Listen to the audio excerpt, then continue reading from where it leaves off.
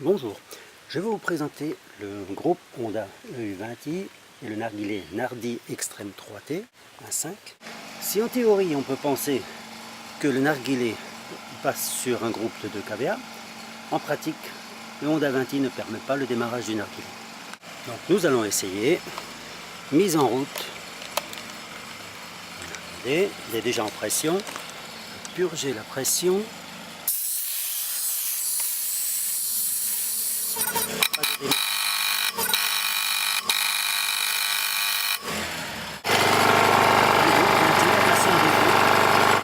Pour permettre d'utiliser malgré tout le Nardi Extreme 3T 1.5 avec le groupe Honda EU20i, qui est quand même une référence dans la plaisance, parce qu'il est très compact, très léger. Donc on a procédé à une petite modif, que voici. En temps normal, la sortie des cylindres arrive directement au niveau de la cuve, qui est composée par le châssis, avec un repiquage vers le pressostat. Par contre, au démarrage, les pistons sont directement en pression parce qu'il n'y a pas de mise à la décharge.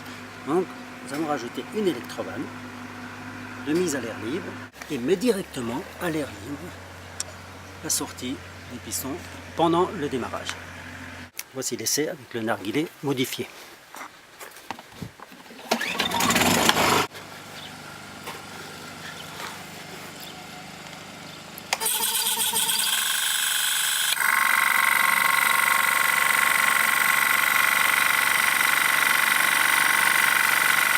Voilà.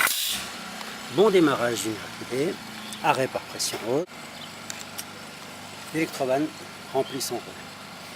On va refaire un essai.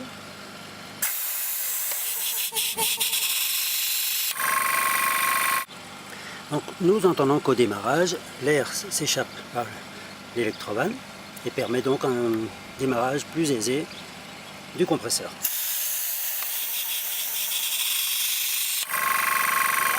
Pour ce qui est des caractéristiques techniques, nous avons donc passé d'une intensité de démarrage de 18 A à une intensité de 10 A. Cette modification, qui consiste donc à ajouter un automatisme d'aide au démarrage, permet d'utiliser le compresseur Nardi sur un groupe qui normalement est trop faible pour cet usage. Donc nous tenons à remercier aussi le vieux plongeur qui nous a bien aidé dans la démarche. Voilà, n'oubliez pas de toujours purger votre compresseur narguilé après utilisation pour éliminer toute l'humidité qui s'est accumulée dans la cuve. Bonne plongée à tous et bon bricolage.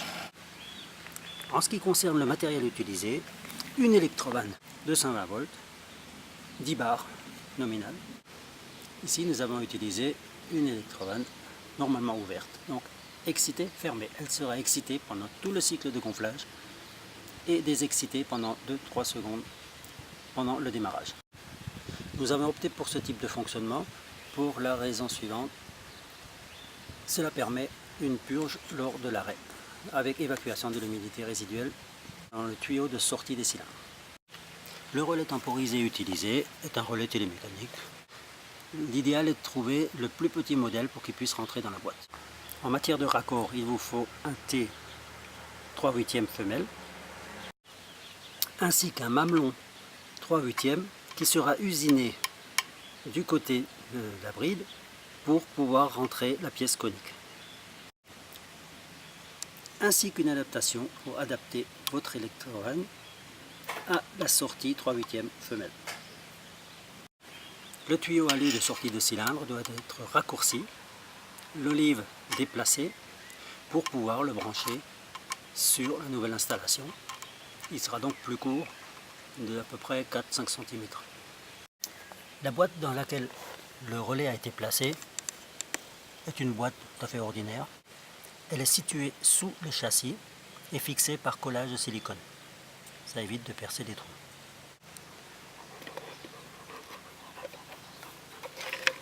Le relais a été placé à l'intérieur. Le câble qui alimentait directement le moteur par le pressostat a été coupé, branché sur un bornier